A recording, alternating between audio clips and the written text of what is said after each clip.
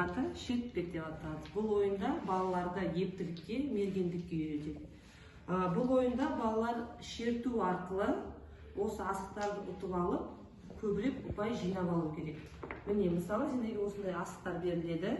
Сендер мына шерту арқылы асықтарды палтасыңдар. Міне, мысалы, мына асығымыз шетке шығып кетті, иә? Демек, бұл екінші қатардағы асық мендікі болып саналады. Міне, менің асығым. Келесі, қараңдар балалар, міне. Мына үшінші қатардың асығы. Демек, бұл асық менде қалады.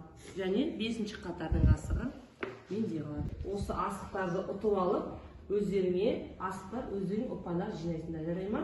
Міне, бірінші қатарда асық түссе, демек, бұл бір ұпай, екі қатардан түссе екі ұпай, үшінші қатардан шеттен үш ұпай, төртінші қатардан алсаң 4 ұпай, бесінші қатардан алсаң 5 ұпайды сен өзіңе жинап аласың.